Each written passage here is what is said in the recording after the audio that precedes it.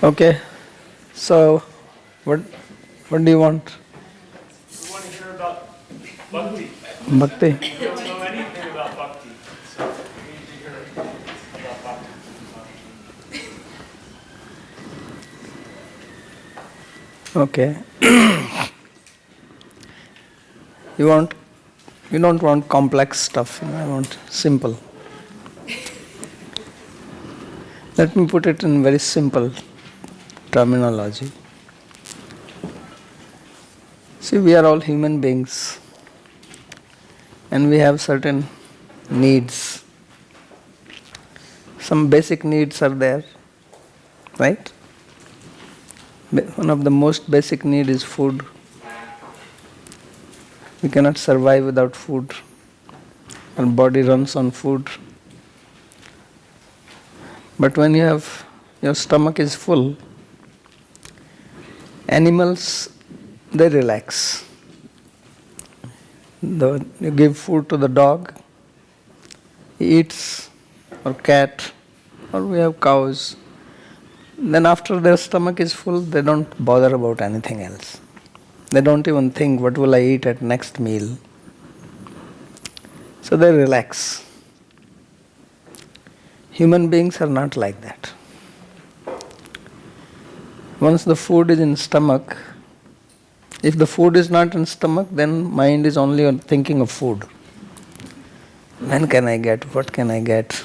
And what do I want? You also want variety, not just food, Dog can eat the same food twice a day, rest of the life, no problem, satisfied, never complaining. Human beings, you give the same meal continuously, twice, thrice, says, what is this? Same thing again.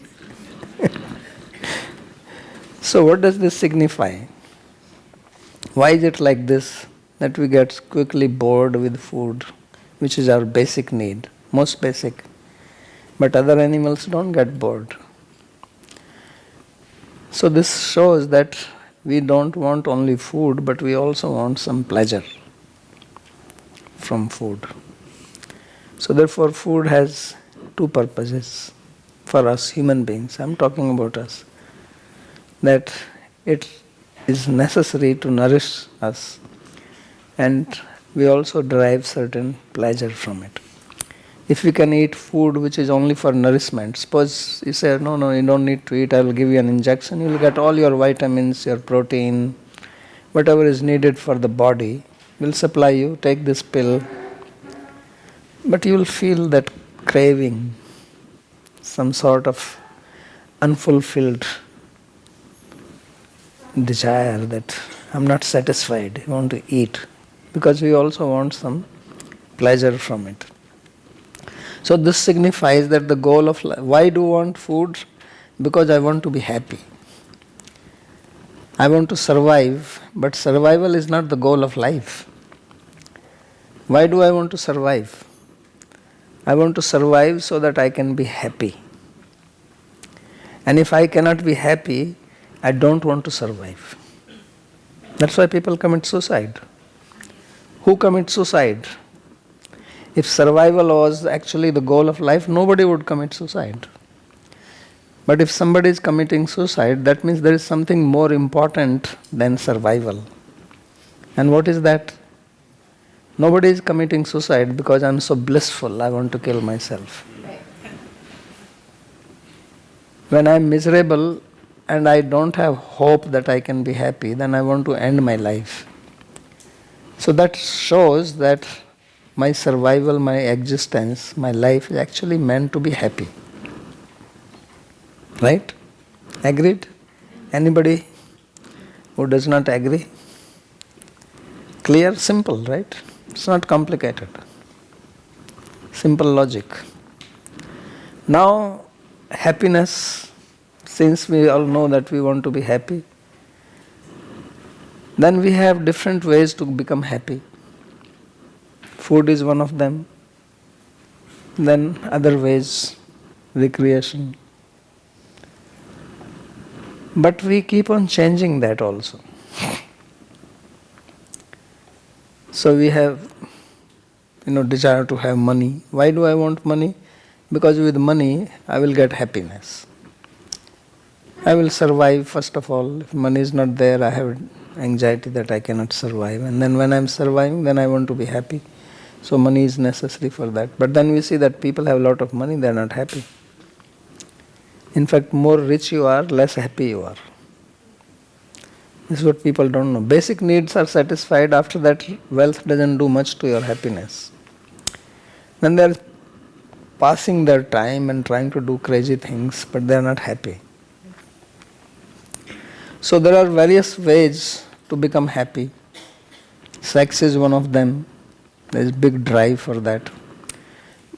So that is natural arrangement of Mother Nature so that you can continue your genes.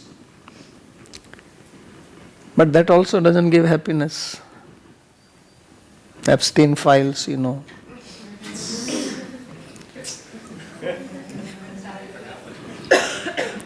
So a lot of problem with that. Because if this was actually a very happiness thing, why would be complained against it? If sex was actually just pleasurable thing, why somebody would complain? But there are so many complaints, you know, the Me Too movement also. Then there will be no Me Too. Then you will say, me also, I also want it. So that means there is some problem with this also, isn't it? So the real happiness comes, to cut to the chase, is only when we have a loving relationship. When you have actually loving relationship, truly love, not love which has a motive behind it. People also love because they are trying to get something. Love without any strings attached to it. Stringless love. There is a string theory. Have you heard of the string theory? No? Quantum mechanics? No? So this is the string theory. That love without strings. So that gives the highest satisfaction. And for the sake of love, you can sacrifice anything. Parents, lovers, family members, for the sake of love. Even if love is misplaced, they can do it. But there should be some sense of love. So love is what makes us fulfilled. If you don't have love in your life, you can have everything. You will still feel empty inside.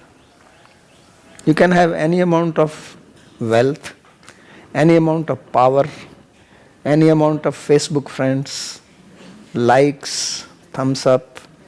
You can have all that. But if you don't have love, you will say no. So there are only two ways that you can be satisfied in your life. Number one is love. Number two is that you degrade yourself and become animal. Like dog, so eats the food, relax. If you are in between, you are bound to suffer. You are like you have bought a program to suffer. So only two people can be happy, those who have love and those who are animals. So therefore what human beings do, love is not easily available now because people don't even know what love is. So then what do? Become animal. How do I become animal? Drink. Take a drug. So why drugs are so popular in this 21st century? Drug and liquor, everywhere drug and liquor. Right? So much war. Trump is helping America not getting drug into the country. Mexico, some big boss was killed there. Venezuela, here got the president. Because all these people are pumping drugs into America. Why drugs are being pumped into America? Because America is a land of no love. So when there is no love, and you cannot stay in between, because that's very disturbing. So then you have to go to the easy solution is take drug. Love is very difficult process.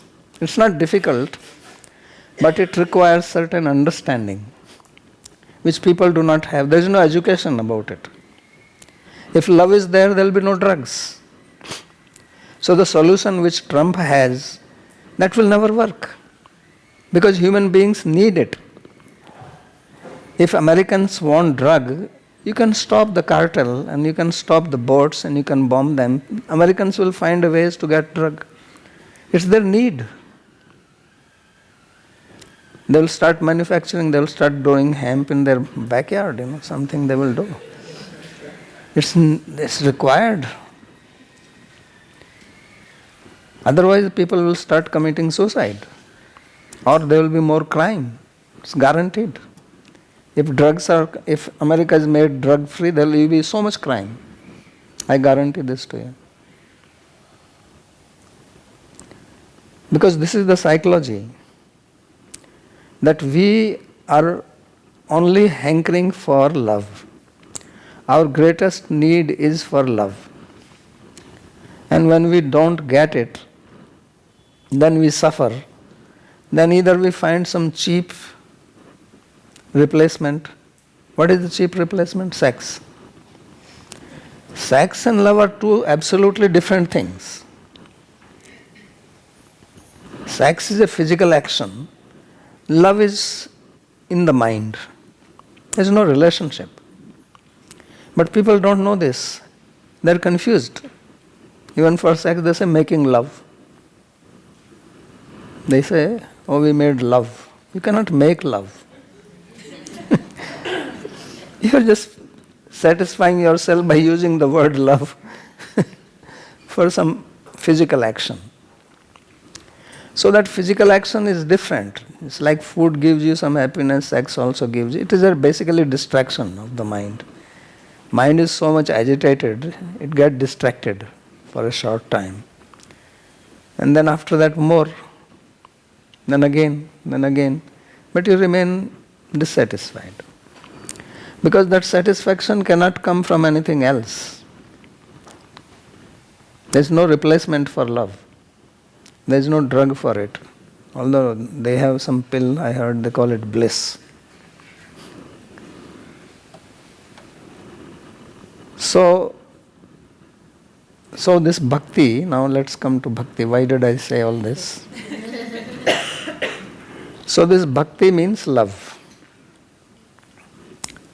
Bhakti is translated as devotion, but actually it is love. And what is love? Love is a emotion, but not emotion like which comes and goes. It's a permanent emotion, and it requires minimum 2 people. Just to make you understand is that, like anger. Anger is an emotion. Anger also requires 2. Right? You get angry at somebody. Right? So, everybody has experience of anger. Right? So, you once in a while get angry, somebody who is very close to you. Right? Then you cool down. Then you get angry again. Then you cool down.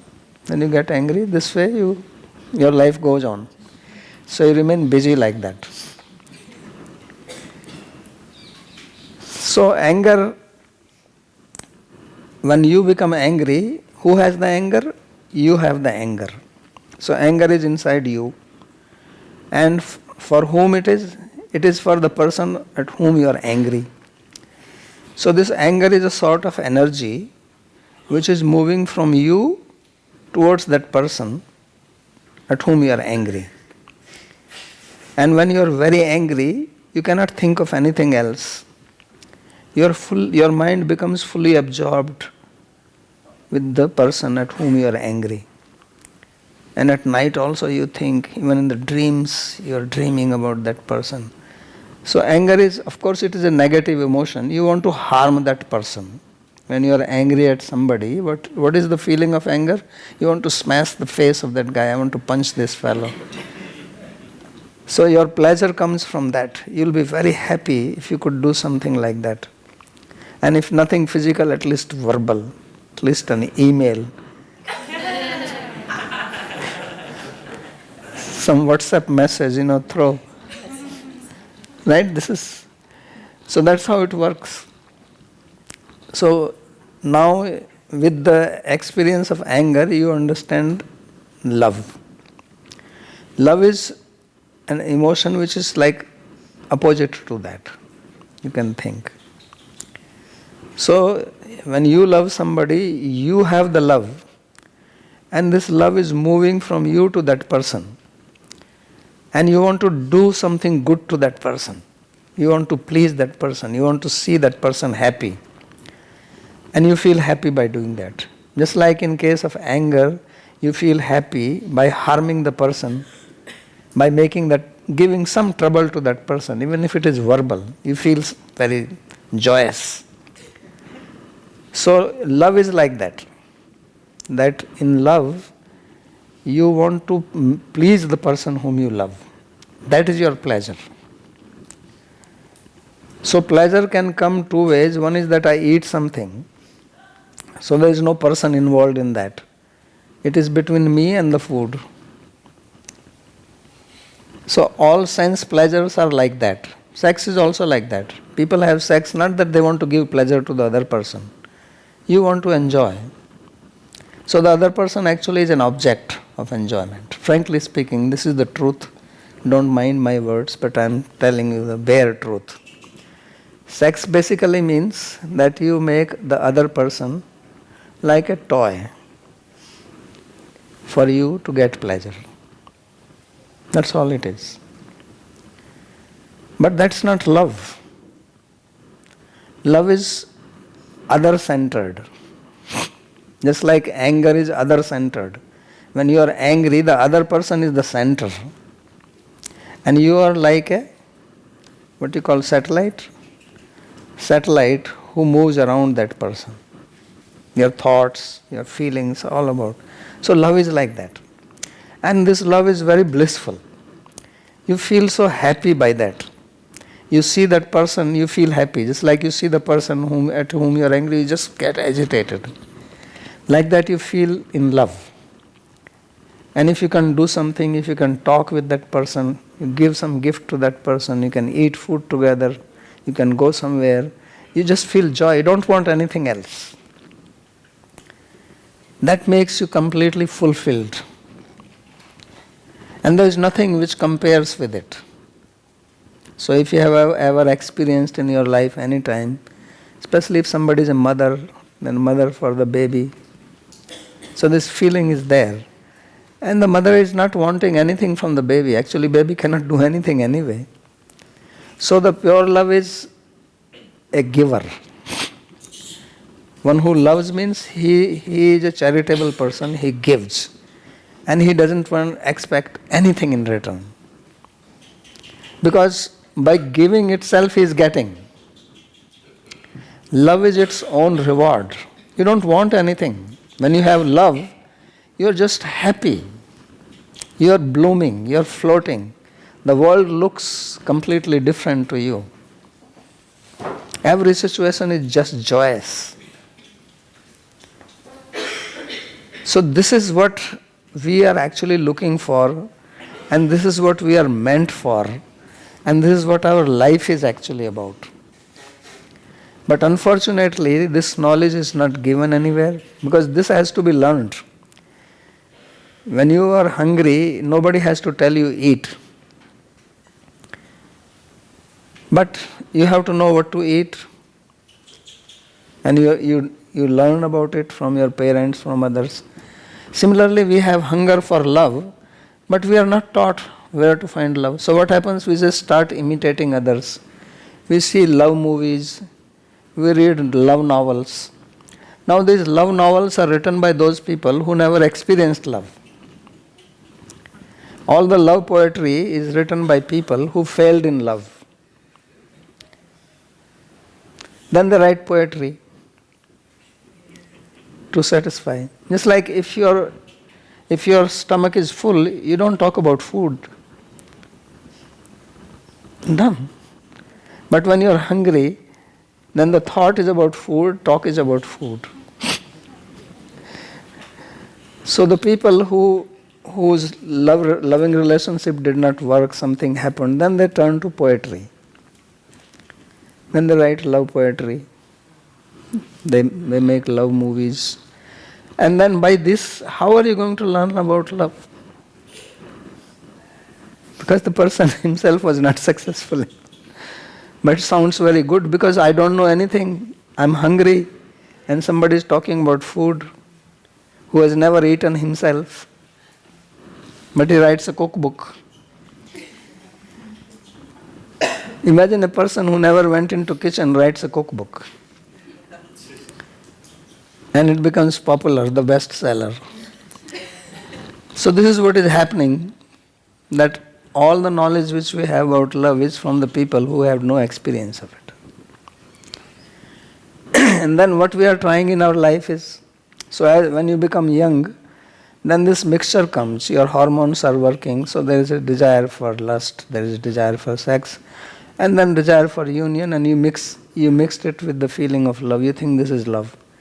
So basically what we are trying in our life is that I want somebody should love me. When we have loving affair, we expect the other person to love me.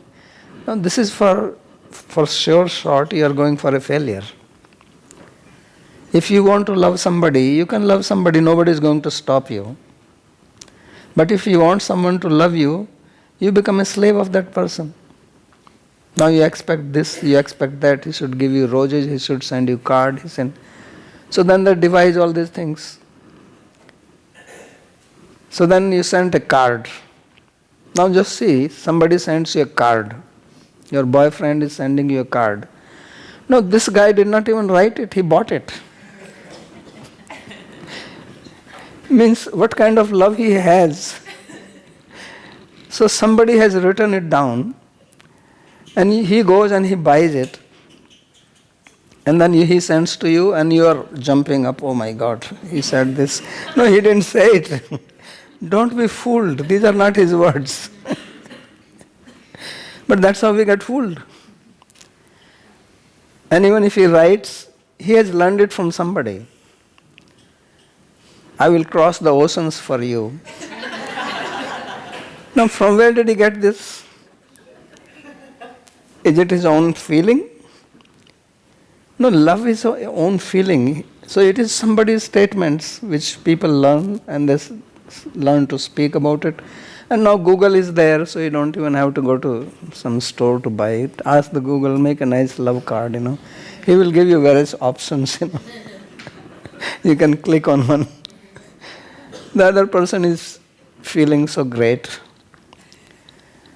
So this is just going on. So one boy went to the shop, he wanted to buy a card, for her girlfriend, and he was searching, he did not find a good one. So then the sales girl came, he says, what type of card you want? Because she is expert, she's selling them, so she knows. So my girlfriend is like this, and she is musician. He says, take this one. And he took the one. He says, give me 3 of them.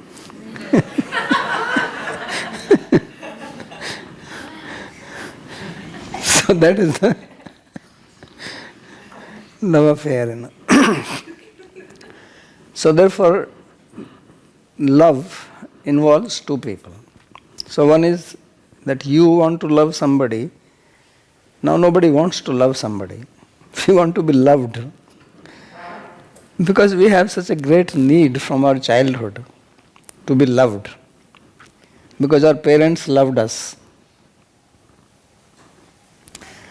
So now because our parents loved us, when now we grow up, we want everyone to love us.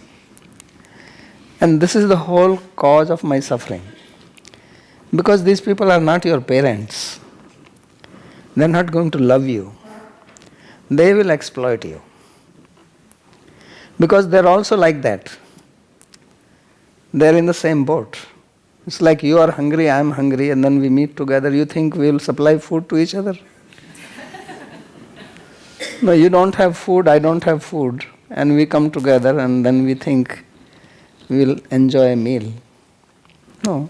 So the other person is also looking for love, you are also looking for love, but then you say, I love you. So it is all verbal. I love you. So what do you know about love? How do you love me? Can you explain, please? But nobody asks this because I'm so hungry that when I hear the words, that itself is good enough for me. I get fascinated by the words. And word I already told that people have learned it. Now they say that if you want to keep your marriage alive, every day you have to say 5 times, I love you. I love you. They are learning it from others. Love is not like that.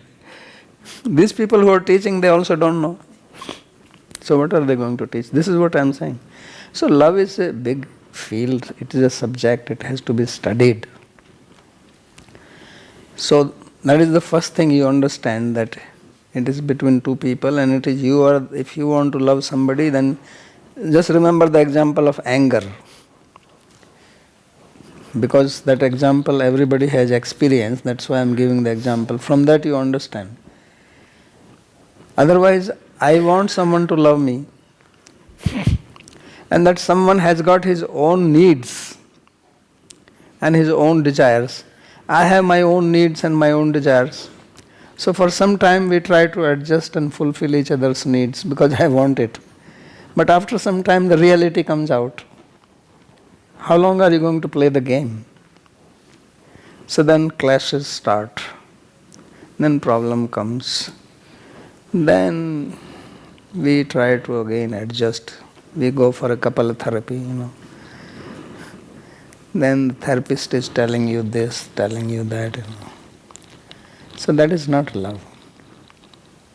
Or you separate, then again search another one. But it keeps, the same scenario keeps repeating, one after another, one after another.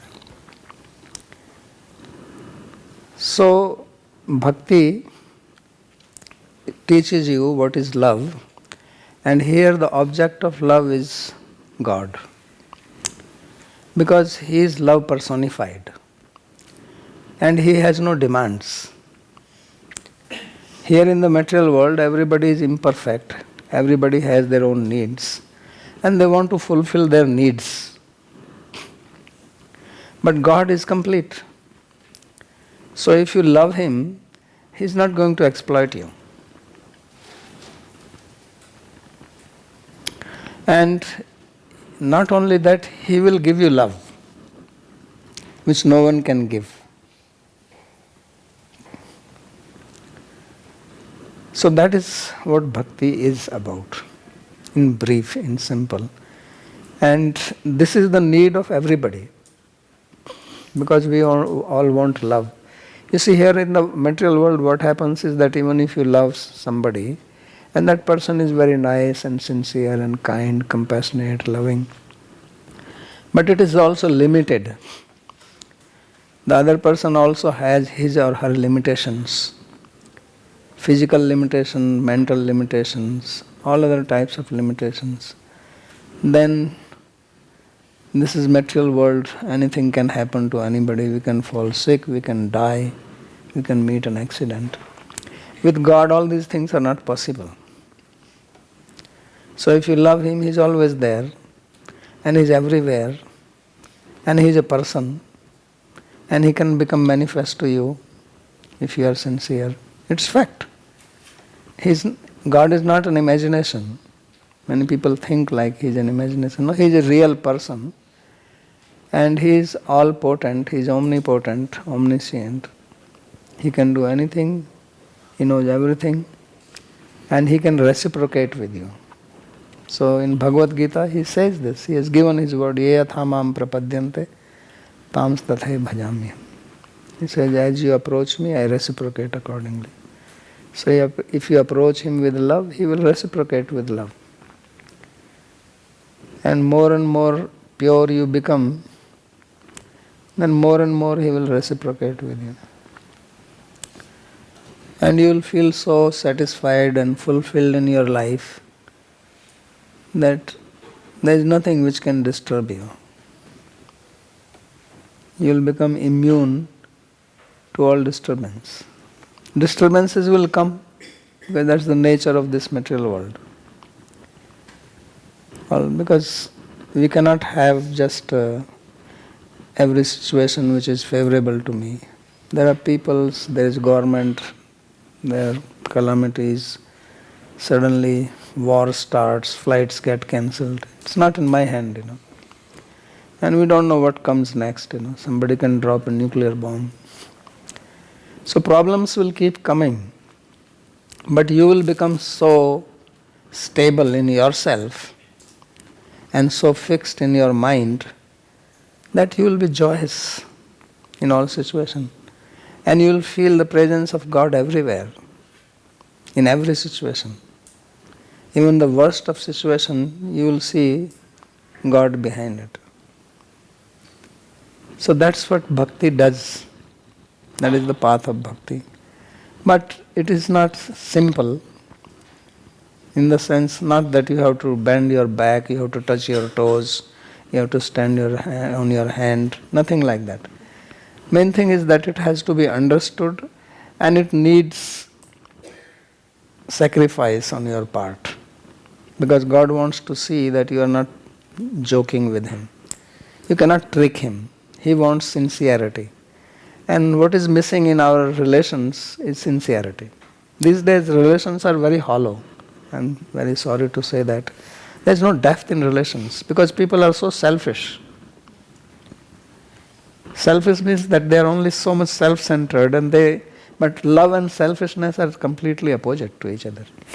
Love means absolutely non-selfish. And in the material world we are trained to be selfish. We are trained to be egocentric. Everything is about me, all about me. I am the center of the universe. Everything runs around me only. Who are you? So then you are going away from love. More you think like this, more you will be lonely. Because nobody likes such people. Even in the material world, nobody likes people who are very selfish and egoistic. So in the material world also your relations will improve once you understand this bhakti and you become devoted to God, because you become more aware of things. Bhakti brings a lot of awareness. You become aware of everything around you. You become aware of yourself. This is the path of awareness. So this is what bhakti in brief is. It has a lot of variety, a lot of activities. So many. I have thousands of lectures just related on bhakti. It's now the class which I had earlier was all about bhakti only.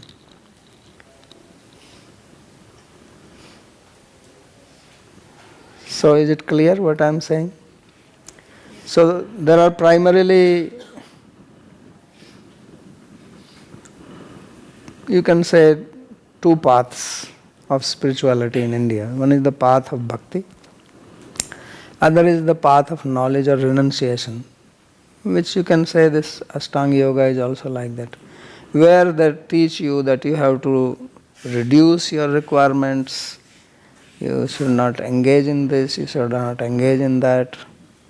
All the yama, niyama, ahimsa, satya, asteya, brahmacharya, parigraha, yamas, tapas, swadhyaya, soch, santosh, tapat, swadhyaya, niyama, all these things are there.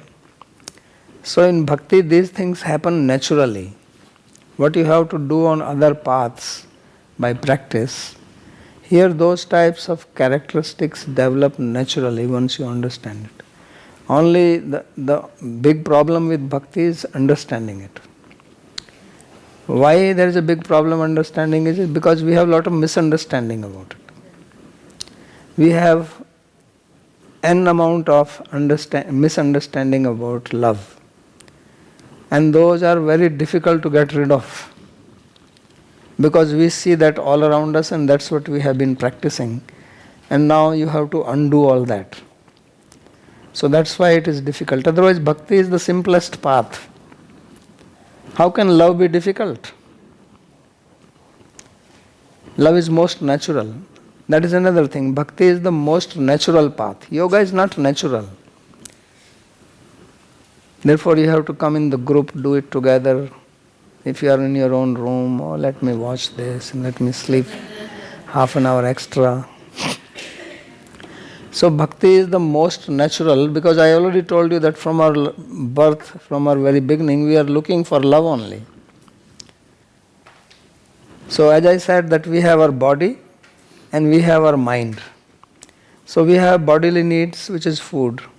And what is the need of the mind? Love. Mind is only satisfied with love and nothing else. And when we don't get love, then we try to keep it busy with other things. So all this technology has been invented as a replacement for love. Think about it. All the technology, whether it is cell phone or computer or anything, this has been invented because love is missing. So to keep you busy and keep you connected, we have a great desire for love. And that is not there, so now we want to connect. So first to create industrial revolution. So people are uprooted from their families, they have to go and work here. Now to connect them, bring phone. Then bring something else, then bring email, then internet. So all trying to connect. But if all this was not there, people already lived in joint families and they had a loving relationship, there was no need of it. But that was called primitive. That they were suffering, they didn't have food. It's not true. We have been told a lot of lies and still being taught. Otherwise we will not buy their equipments, their gadgets. All these advertisements which you see, 90% is a lie. They give you promise that if you buy this, you will be happy. So many things we have bought, where is the happiness? Everything they advertise, that they make you feel that if I have this, I will be happy, right? But I have done it, and it doesn't work. But I keep doing it, I am on a roll. Why? Because I am hungry for that. So the next thing comes, the next thing comes. Now you will be happy. This is better than the previous one. Take this. Don't have money? Credit card. So they keep you working for themselves. And this is how our life passes. And then one day we die. Unhappy. So let's take the life in our own control and not be controlled by others. I mean, you have such a great president in your country who wants to make America great again. There was never a president like that before. So you guys are so fortunate. Right? He's making America great again. In between, whoever Bush or somebody came, Biden, they made America not so great. That's why he keeps on blaming them. But you see, you cannot become, people think that if we have a high GDP, if we have good economy, we'll be happy. No. Happiness works its own principles. And unless we understand that, we are not going to be happy. We are not going to become great. If you have love, you are great. If you don't have love, there is no way you are going to be great. So that is the path of Bhakti Yoga, which makes you great again.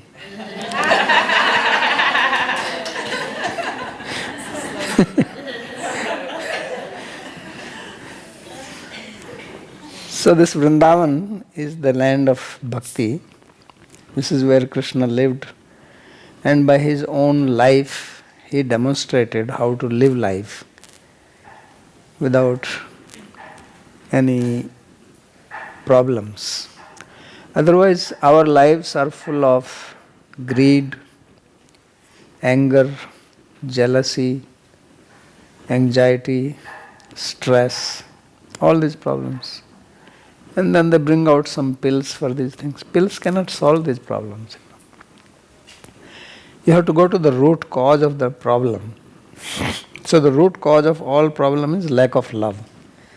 We all feel insecure. Love gives you security.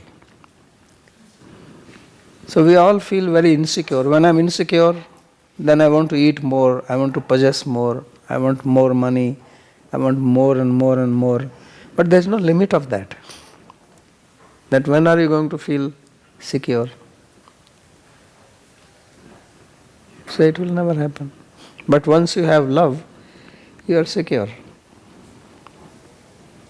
And you are happy wherever you are. You have less money, you are satisfied with that also. Of course, we should not be starving. But if I have enough food to eat, I have place to live, then that is enough.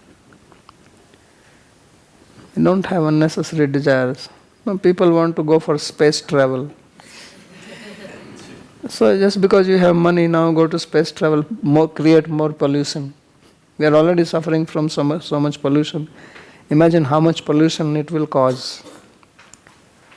Then Elon Musk wants to have 40,000 more satellites in the space. So we are causing hell to ourselves. And he is also thinking that he is doing good to the humanity.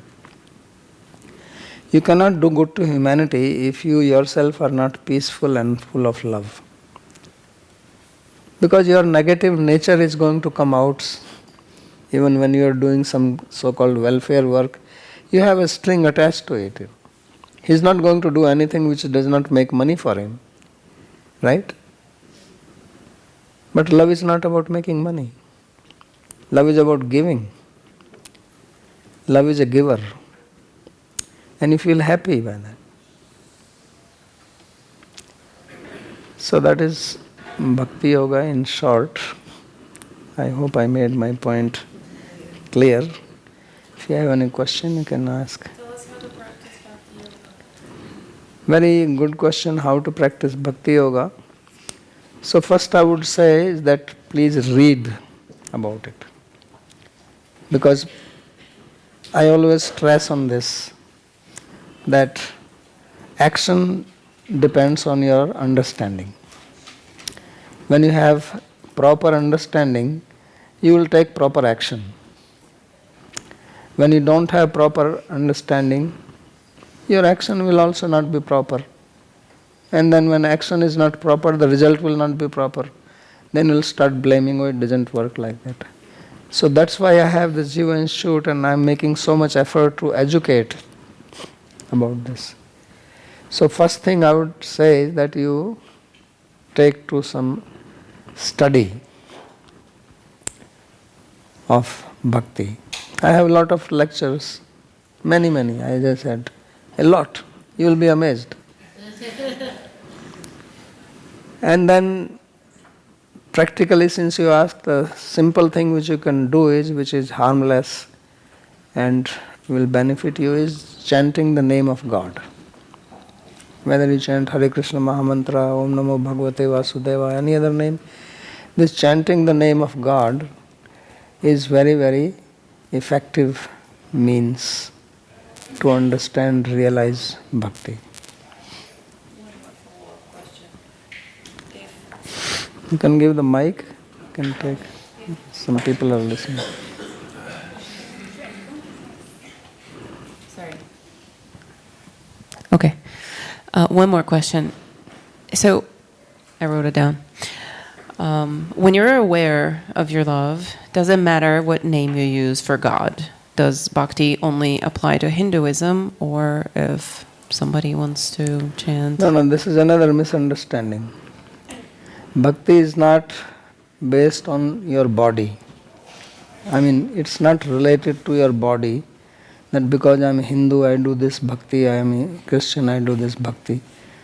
You accept that there is one God, right? There is no Hindu God or Christian God.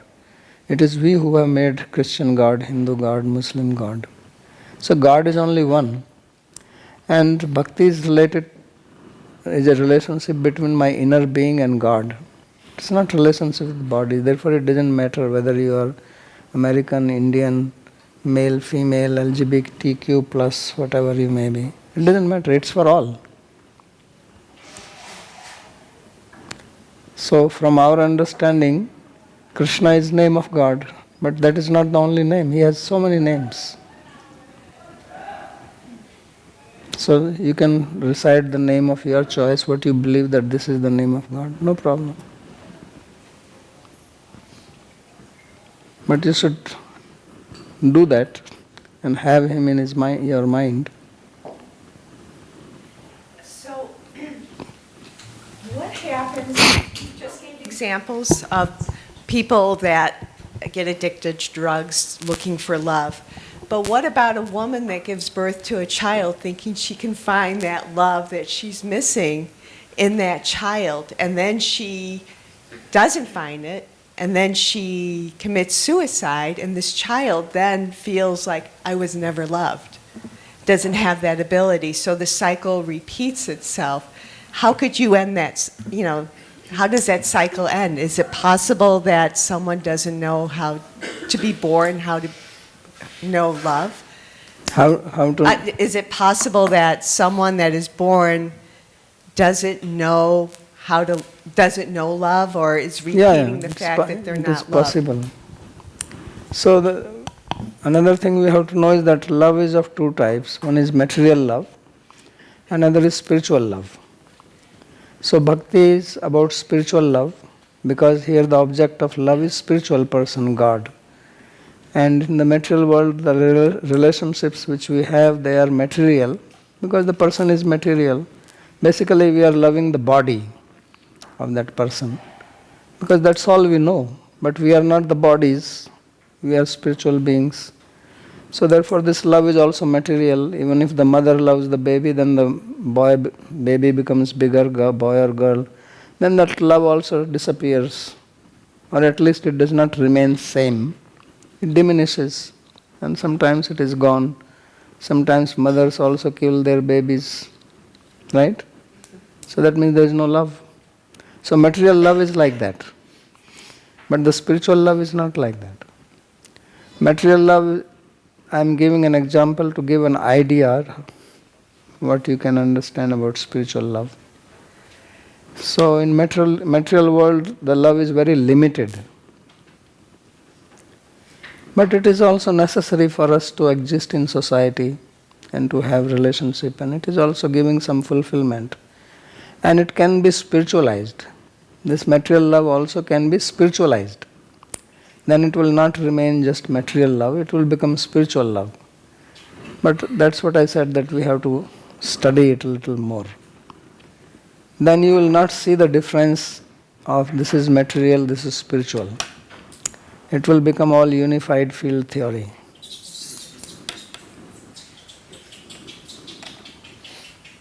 Hi, hello, Babaji. Thank you again for this lecture, this amazing knowledge.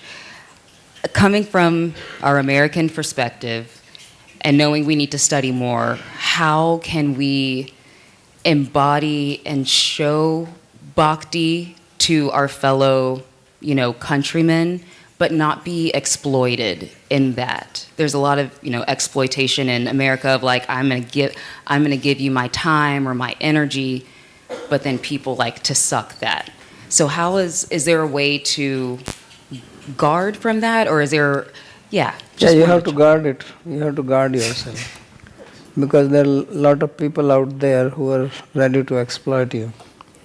So we want to give love to others, we want to help others, but at the same time we have to protect ourselves. So we should not be stupid in that sense. We have to be smart. We have to be intelligent. So Just like in Bhagavad Gita, Krishna says that even you give charity to somebody, he says who is the appropriate person to whom you should give charity. Like if you give a charity to somebody who is drug addict, you do charity to him. That charity is going to bring a bad reaction to you also, because you are actually supporting, you are facilitating his bad action. So we have to know these things, and we have to be on guard ourselves. Because this is a world of exploiter and exploited. So we don't have to become a sucker.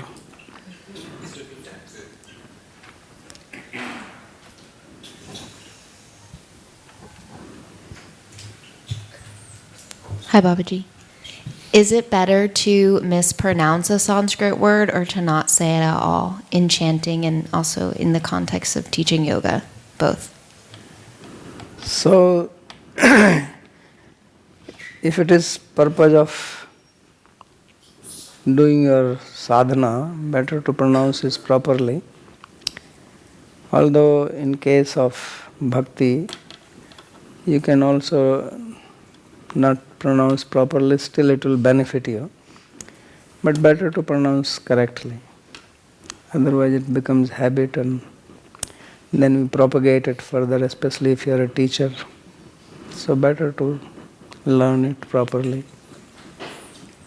Robert can teach, he knows Sanskrit.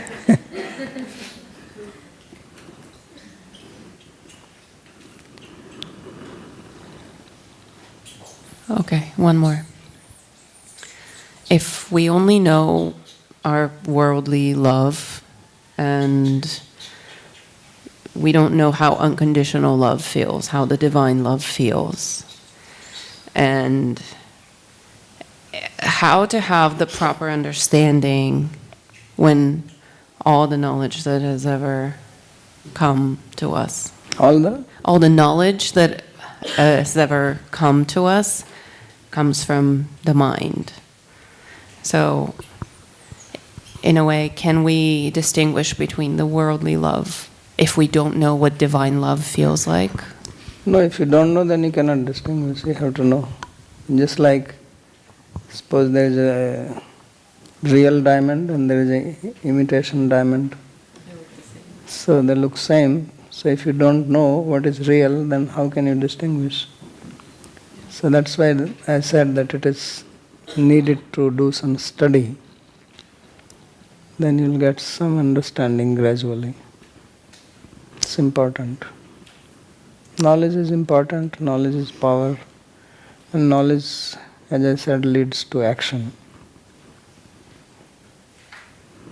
So proper knowledge is very important. It's required to get proper result. You said, proper knowledge, finding understanding is important. Do you have a book recommendation, perhaps, for those of us who will be going home? For bhakti? Here? Yeah. So for bhakti, I generally recommend Bhakti Rasamrita Sindhu.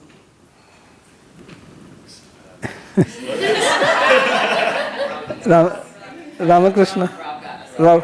Robert can tell him. Don't worry. But I would also suggest that you listen to my lectures on Bhagavad Gita, which I have been giving now recently. They are in Hindi, but they have been translated by somebody and they are freely available on our website. They are not so difficult to understand, but they give you a lot of knowledge about who we are, the mind, actions, everything. Helpful knowledge. I have one more. Can you hear me? Am I big? Yeah, please. Big voice? Okay. Okay. Very new learner to Bhakti, but I just want to see if I'm embodying it correctly. So if a person is, taking the drugs or drinking, they are lacking love. Is that the love of themselves or love of like a higher love? Ultimately, it is higher love. And love is always higher. There is no lower love. So it means they have a need for relationship. Loving relationship. As I said, that even material loving relationship is missing these days in the society. And that's why we get so much stress and anxiety. We feel very insecure. Everybody has got this sense of insecurity so when you have a loving relationship, there is somebody with whom you can talk, you can open up your heart, and you feel, just by talking itself, you feel relaxed. If you can talk with somebody whom you trust confidentially, you can talk, it gives such a big relief. So this is what is missing. So love is something even beyond that. Even just to have normal relationship where we have some trust with each other. It's very important for human beings and for our health. Even physical health depends, because when my mind is disturbed in anxiety, stress, I've seen people become stressed with very little things. They don't know how to handle it. They have not been trained. And this is because of childhood upbringing. Again, that love is missing in their life. When you have a nice, loving parents, then you grow up as a very confident person with secure feelings. You have an identity. At present, this identity of people is very weak or confused identity. So we need to have a very strong identity about ourselves. Who am I? Then I have ground under my feet. I am standing strong. Otherwise, I am a very wishy-washy. Therefore, I can be taken advantage by others. People say something and I just follow to that side. They go this side, I go this side. Some politician comes with some logo, some slogan, and we don't think. So make America great again, make America great again. Sounds very good. But what does it really mean? Does he have a plan for it? But his plan keeps on changing every day, He says one thing today, another thing another day. 50% tariff, then 25% tariff. With India, he was doing all the time like that. And Modi stays cool. He doesn't utter one word. And Trump keeps on saying, Modi is my great friend. He's a nice man, Modi my friend. And Modi doesn't say anything. Because he's a very stable person. He's a very grounded man. So we have to be grounded like that in ourselves. Then these external things do not influence us so easily. Otherwise people, get so many problems, and they're having problem even with Trump. There is a Trump phobia or something. They're going for therapy because of that.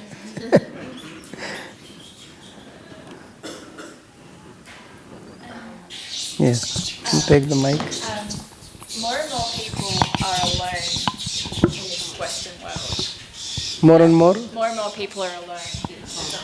More and more people are alone in the Western world and isolated and don't find love, material love. Is spiritual love enough? Oh yes, spiritual love is enough. Material love is needed when we don't have spiritual love. When you have spiritual love, then you will have material love also, because now you know how to love. You see, God is not just God Himself. This whole creation is His creation. So then your vision changes. And then you can also have material relationship nicely, because your vision has changed.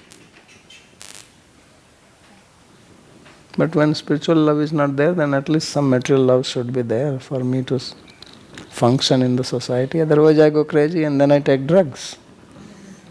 This is the thing. Is there something with apara bhakti and para bhakti? So there's apara and para bhakti. Bhakti is really not like that. Bhakti is only para bhakti.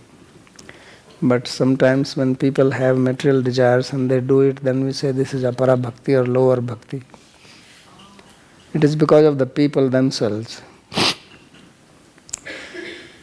As I said that in bhakti, you do it without any material motive. Because that is what bhakti is. Bhakti is pure love, unconditional love. But people also do bhakti to God because they want something material. Like people go to temple, church, praying, give me God, give me this, give me that. That is apara. They are also doing bhakti, but it is not para bhakti. Para bhakti is without any demands.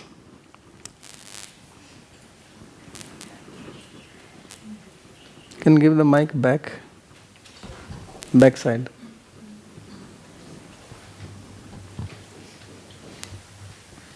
Babaji, somebody asked a question on charity, and you mentioned that you shouldn't give donation or charity to the wrong person. But how do you know if you don't know that person and you give him anyways out of love? Yeah, then you are implicated if that person is wrong. What can I say? Just because you do not know, that is not going to change the scenario. If that person has to be a wrong type of person, then unknowingly you are supporting him. So how to avoid that? Try to know. Try. On the street there are so many beggars and you just feel, sometimes you almost feel guilty that you shouldn't have as much as Yeah, you have versus them. this is the situation, so you can give them some help, there is no problem. This is also a business, it's begging. It's not that they're always like that. It's just their profession. There have been beggars recently in news that when they died, then they found out that they owned flats or they had a big balance in the account, in the bank. So it's like that. It's difficult to know who is actually really in need and who is not. Because they dress like that only they can incite your pity, your compassion. If they're dressed nicely, then you say, well, he doesn't need. Thank you. So difficult to figure out. So you can give something and all right. Okay, anything else? Yeah. How do you spot a false guru? False? How do you spot a false guru? How do you know if a teacher is... How do you know? Well, how do you know? You can do little research on him. What do I look for in the research? Just like you want to hire somebody, right? So how do you hire somebody? Find out a little bit about, ask for the CV. So these days even gurus have their website or something, so try to find something, their background, how much educated they are, what they are doing, what they have done, etc. These days it's easy, there are a lot of things available on the net. Okay, we stop. Thank you.